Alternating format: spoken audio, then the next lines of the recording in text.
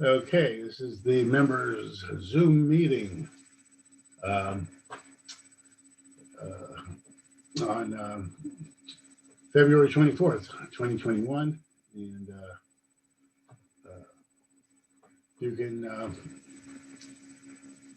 turn on your cameras when you're speaking. That would be cool.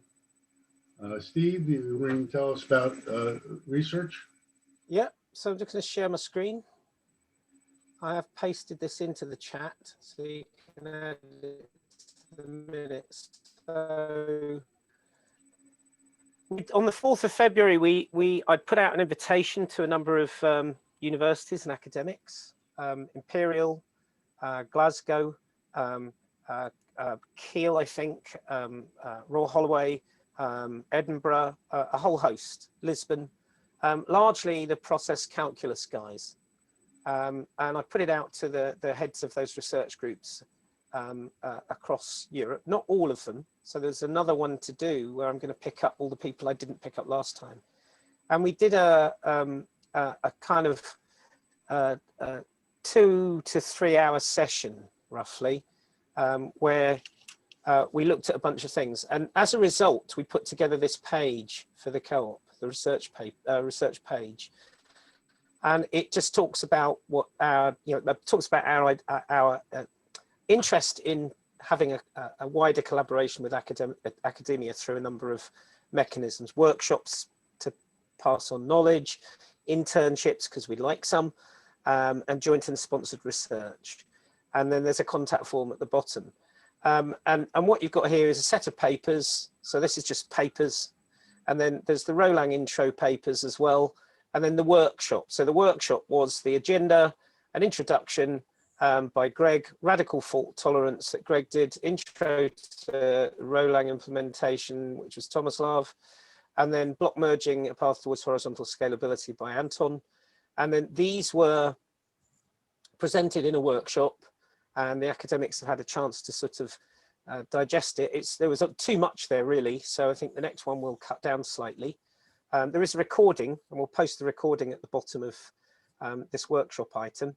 And then there's some blurb generally about research things, and then a form to capture the stuff. So I've sent this page to all of the people that turned up to the 4th of February workshop, so that they have all the information. So we're beginning a process of circulating this into the academic world to foster that collaboration. And there is considerable interest already. They certainly want a follow-up workshop, so a second workshop that looks in more detail at some of these issues. So that was item number 1. And yeah, if you capture the URL and stick that into the minutes, that would be cool, so that other people can find it. But it's rchain.coop/research. That's the page. So that was the first thing. And then the second thing was the COVID-19 passport. So I thought I'd give you an update, and I've pasted the link into the chat and on the members list on Discord. So I keep this running tally of what's been going on, and it was getting confusing after a while. So I decided to put a color code at the top. So the very first slide says kind of who we're talking to, who we're targeting. So there's a range of organizations, countries, and other things there. So there's Australia, there's the Wellcome Trust, the EU, the NHS, Deloitte and Canada, who are looking at identity. There's Denmark, there's the Tony Blair Institute for Global Change, the Ada Lovelace Institute, the World Health Organization, and Singapore. So that's the list so far. I mean, it will grow. I expect more. So I expect Sweden and Denmark to pop up, because Sweden and Denmark are currently looking at solutions for COVID passports. And there's also a little notes bit down here. So I maintain a set of notes that are in relation to whatever is uncovered by these things. And when I put a big green bounding box around things, it means that they changed from last week to this week. So nothing happened at the Ada Lovelace Institute, nothing happened at the Wellcome Trust, but I did get things going in all of these places where there's a green bounding box. Hence, green means change. And it just says here that it was last updated 23rd of February, slides 7 and 8, and actually 9. The notes always get updated. So I just thought I'd walk through slide 7 and 8 very briefly. So this is what's been going on. It's been a while because this whole thing started on the 29th of January that we started tracking it. So now we're the 23rd of February, so we're almost a month in. So with respect to the NHS, what had happened was I had contacted this guy, Dr. Ramachandran, who's sort of like the blockchain health guru in the UK, and I'm still awaiting a response from him. He has not responded to my email, so I'm due to send him another one. I also sent some stuff to my MP, which is basically the 2 videos that you guys may have seen about the COVID passport. One's a demo and one's a concept. And he passed that on to the relevant owner within the government. This was despite the fact in the press that the various ministers had said, it's not the sort of thing Britain would do. We wouldn't do a COVID passport, they said. And several board members said, Steve, what do you think of this? These ministers are saying the UK will never do a COVID passport. And then 2 days ago, the Prime Minister said they're going to review as to whether they're going to introduce a COVID status certification passport or not. So there's nothing like stability, but at least he's changing his mind. And with the Right Honourable Andrew Griffiths, my MP, having passed it on to the relevant owners, and we'll come back to that, I sought to look who those owners might be. So I've gone a step further, and that's in the notes, which I'll explain in a minute. Greg and I had a virtual coffee with Natalie Pankova. She is the World Health Organization digital health expert. She's also the COO of MetAdvice. And MetAdvice are a company that provide medical advice through an app, and they are dabbling with blockchain. So they're quite interested. And although Natalie thought that there was potential competition before the coffee, she's less concerned about that now. And she's going to help us contact the relevant people in the World Health Organization who are setting standards, or trying to, for the exchange of that sort of data. And so I'd kind of like us to be in the driving seat for the setting of those standards if we can. Certainly influential in it, because it will help adoption if we can get this thing off the ground. So then with respect to Sweden, Marco Carboni, I approached him because he's in Denmark. Sorry, not Sweden, Denmark. Marco Carboni is in Denmark. He's an academic, very well known to the Pi calculus community, and was on the W3C choreography working group with me. So I approached him to see if he knew Morten Bodskov, who is the Danish finance minister, the acting Danish finance minister, in charge of the COVID passport for Denmark and liaising with Sweden. I haven't managed to get to that Danish finance minister. So, you know, if any members out there are listening and they happen to be Danish, if they have a link somehow to Morten Bodskov, or would be willing to write an email to him in Danish, that's what I'm after. And if so, you know, contact me, message me on Discord, and then, you know, I can make sure that if there is any volunteers and the members to do that, I can make sure that they have the videos and show them what we've already sent. Okay, so that's trolling along, but no major change there. What was a major change in the last week was I had sent an email to the EU funding initiative for COVID passporting about 3 weeks ago. It's 27th of January I'd sent it. And I never expected to get a response. And then lo and behold, a few days ago, I got this response from them where they were very thankful for my email, where I'd said, why don't you just use RChain? We'll just give you RChain open source. Here you are. Just use it. And they've come back and said that they're very interested potentially in doing that. And in order to do that, here are 5 places you can go to. That's the 5 links from EIC Accelerator to the European Blockchain Observatory and Forum, where you need to go socialize this stuff. So they've basically told me where I need to look within the EU, which was remarkable given that I didn't expect to get anything back at all. And then Felix, who's one of our members, and his friend Darren, formerly of Deloitte, have been approaching Deloitte to set up a meeting because Deloitte are working with the Canadian authorities to instigate a self-sovereign digital identity. And that's accelerated now because of COVID. And Darren is has set the objectives for the meeting to either get Deloitte's agreement to be introduced to us in RChain, or to get introductions to someone in the Canadian Medical Association. So, or potentially both, I guess. So, yeah, that's what he's trying to do. And the key points that he's selling people on are self-sovereign, on a new evolution of blockchain technology, with a working proof of concept that's been built to address the issues around COVID. Okay, so that's the last update on the stuff, but there is this additional thing of the notes. So in the UK, as I said, they're now looking at a passport. This is the information that I've found so far, that PricewaterhouseCoopers, PwC, are looking at doing this with two companies, OnFido and Uport. And I'm curious to know how we position ourselves relative to OnFido and Uport. I've already asked to link in with Lasse, who's the CEO of Uport, and Dan, who's the CTO of OnFido. And I'm waiting to see what happens. So if there are members out there who have connections in whichever locale you happen to be in, where there might be an initiative looking at how to do this, it's very nascent, right? So it's possible to get involved either in a collaboration or as, you know, a sole solution provider. It's more likely to be a collaboration. But my rationale is collaborating is better than nothing.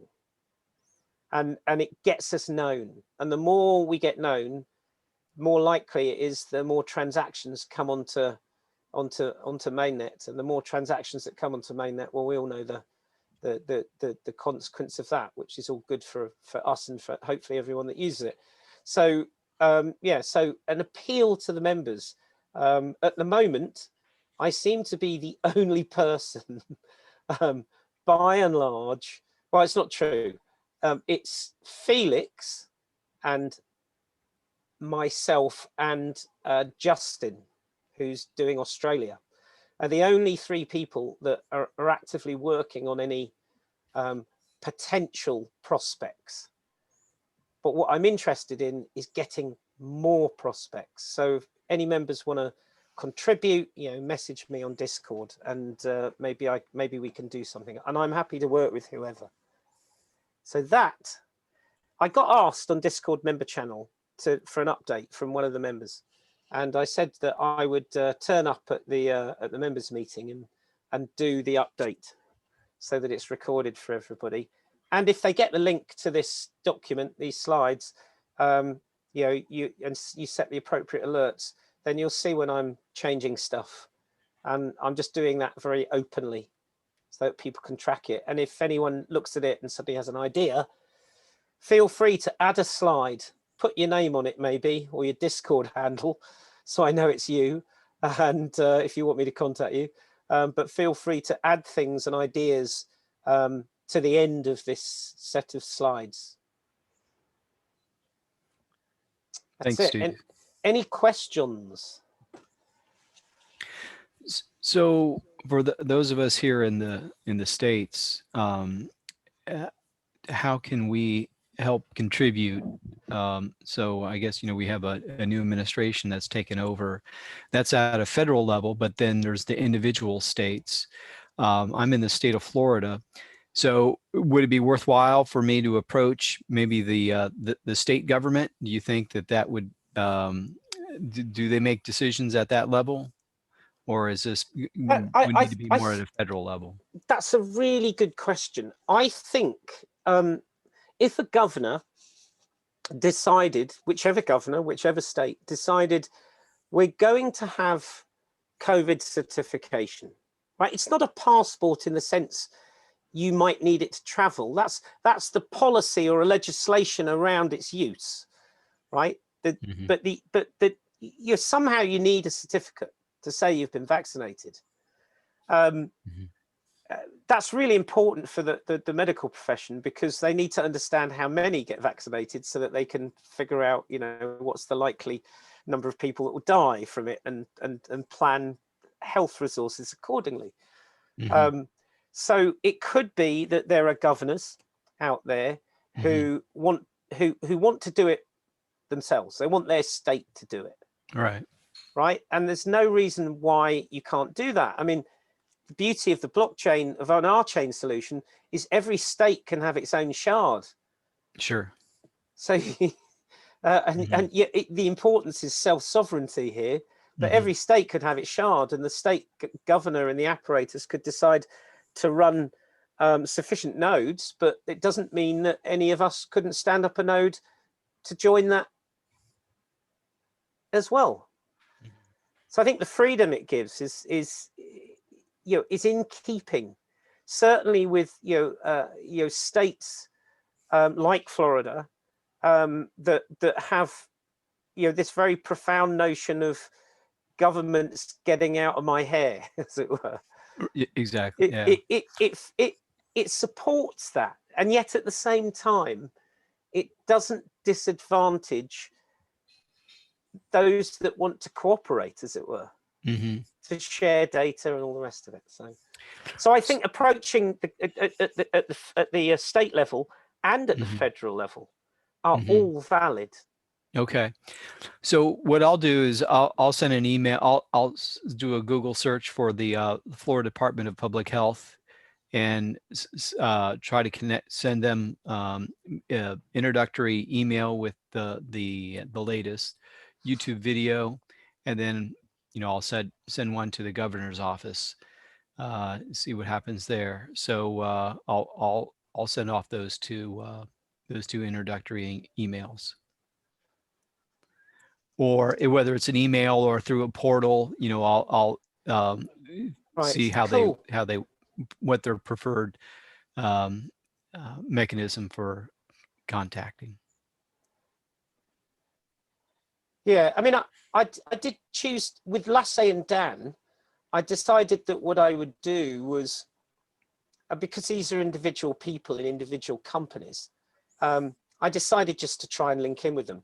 You might find that there are some people that are, you know, that are worth linking in to, and therefore, in my introductory emails to Lasse and Dan on LinkedIn, I just said, I think in these troubled COVID times, I said, I think we seem to have more in common that it would enable us to collaborate. And I'd be interested in collaborating with you further. You know, and that's why I want to link in with you. The power of LinkedIn. So I'll take that avenue as well. You know, try to identify who the individuals are and try to connect with them via LinkedIn. Yeah. Okay. So I have stalking with a handgun, I find works quite well, especially in a dark alley. Very good. Thank you. Any other questions? Okay, my apologies, I can't stay till the end of the meeting. I've got to run off now, but thank you for letting me do that. And I'll see if I can join next week and give you another update on this, because it is moving fast, and at some point I feel we're gonna make a break here. Yeah, I saw on the news the other day that Israel, you know, so you know, they're the leading the all nations with the percentage, the population have been vaccinated, but they've rolled out the central government's rolled out a COVID passport that, you know, people you'll have on their phones if you want to get into a restaurant or a gym. So Israel is doing something like this apparently. Right. Yeah, I mean, it is inevitable. I mean, the World Health Organization really want one, but they're very, very, very conscious of the issues around freedom and security. Yeah. So I think the fact that we're in touch with Natalie is really important, and we expect to speak to her next Thursday, because it would help us position RChain in a really cool way.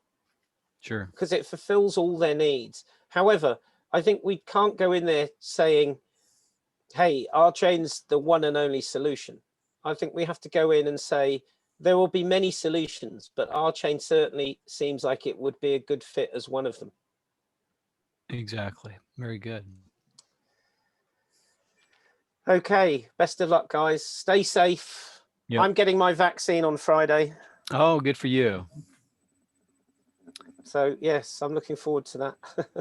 Take care. Nice to see you, Gary. Thank you. Hi, Steve. Cheers. On Friday, I get to sit at the computer for an hour and wait until a space opens for me to make an appointment for a vaccine. And I have to try to make a vaccine before all the spaces are full. Oh, okay. So far, I've spent a lot of time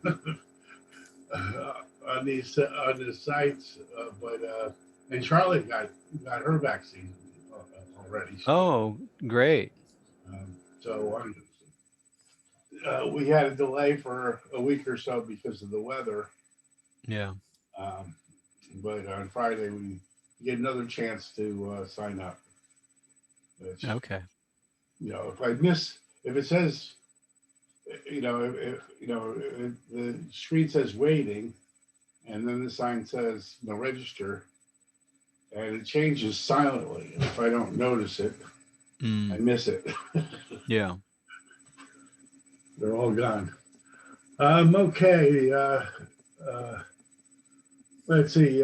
So, Steve, you have anything else on your mind today you want to share with us? What do I do? No, I really don't have anything. Yeah. I guess Gary's big news is he's only got one more radiation treatment left. That's great. Or two more, whatever. Three more. But I finish next week. Finish next week. Okay. Awesome. Yeah. Okay. And Darryl, or anything else, Gary, on your mind? Don't want to make you talk. No. Okay, Darryl. Hey, good to see you. I got a new gaming chair for my back. Ah, sweet. Yeah, nice. Lumbar support, and it reclines almost all the way back. I got a new recliner too, Darryl. But it's not a gaming chair. It's electric. Oh, really? Yeah. Nice. Ooh la la, you one-upped me there. You were three upped. I had to wait 2 months for it. I ordered it. It took them 2 months to get it. Oh, really, eh? So what does it do? Does it massage? Do you have a heat thing on it? No, it just has 4 different adjustments and 2 memories. Oh, wow. I never heard of a gaming chair before. Yeah, I mean, I'm not a gamer, but maybe I should now that I have a chair. Well, what's the best chair? I mean, I should probably, get myself the best chair. I got back trouble and other things. Yeah, well, see, this is it. Like, it was a health thing for me. Like, I needed a chair that kind of gives that lumbar support and allows you to kind of change your position often. And so I looked into the gaming chairs, and it seems like they're the kind of designed for long-term sitting. So, and they're not stupidly expensive. But I would say avoid the xchair. They're all the ads on TV. I don't know if I haven't seen those. No. you watch the same channels, but there's a lot of ads for this bogus chair called the xchair, and it's like basically a scam. Yeah. Yeah. Awesome. Yeah, but I've been just focusing on trying to get these kind of new PR materials ready and out there in preparation for block merge. Slowly but surely, we're doing it. hopefully going to do one interview call with Greg this week that we can edit up and put out. I just put out an article about how blockchain scales with hardware. And so I've been kind of trying to do little bite-sized, or the focus is to start doing little bite-sized YouTube videos that aren't super long-winded and full of ums and ahs, and you know, try to kind of clean that up a bit, and just kind of have these little bite-sized chunks of little glimpses of our technology that people can kind of absorb easily.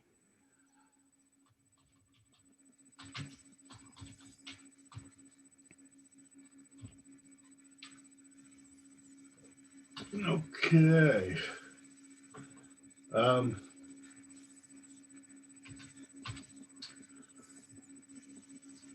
Theo,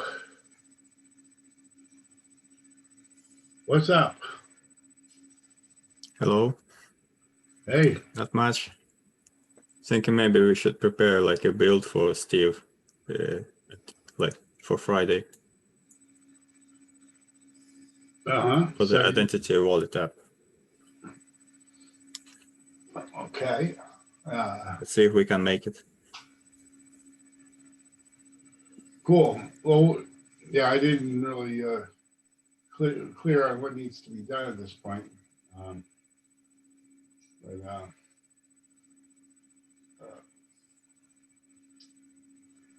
I guess it would be good to have it polished up for Steve to show.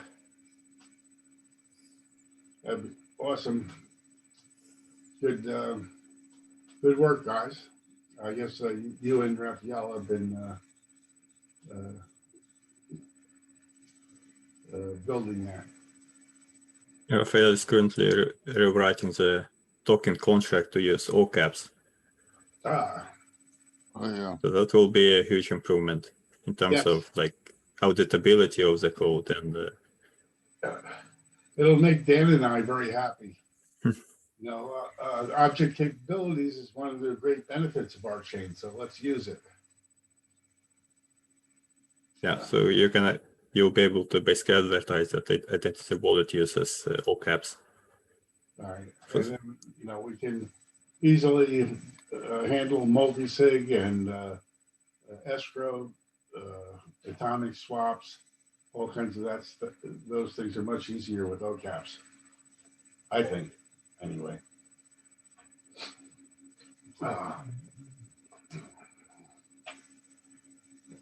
Okay, I guess that's everyone except me. I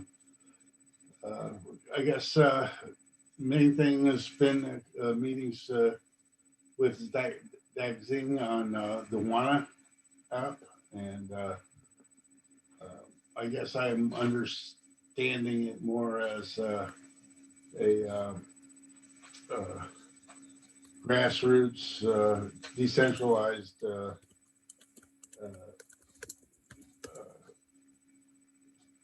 helping each other DApp. It's been compared with Swarm City. I'm not sure. I still have to go over the details of it, but basically, there's, you know, we're looking now in retrospect at all the problems that Swarm City has had. They're using Ethereum, which has been very expensive for them to run transactions on, and they're for data they're using IPFS, and the main problem they're having there is they have no control over the order they get things from IPFS, and so, you know, that's clearly a problem that we don't have in Rolag. We can determine the order, or we can not determine it. It's explicit in Rolag, but I guess in IPFS there's no way to specify what order you're going to get things. It's a little bit like Ethereum in that sense. but it's worse apparently. I guess the chat systems are not performing well enough, and they're not ready. So looking at all the problems of Swarm, we can try to see how we can alleviate those problems with some combination of peer-to-peer and blockchain operations to build the app using RChain as the back end and maintaining privacy and such without functionality. What else? We have some renewed developer effort. Some of the folks from the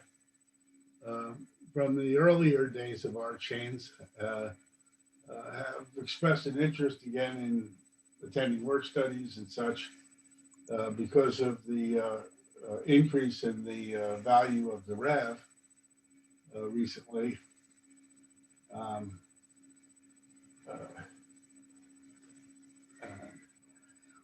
guess it's giving people more confidence that RChain can be successful, and they want to do, they want to earn some rev, doing development if they can.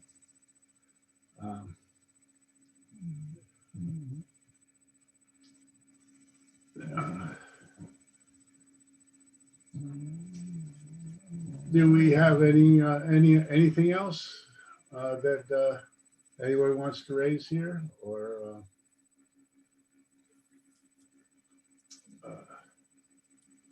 going once, going twice? I'm going to stop the recording now, I think.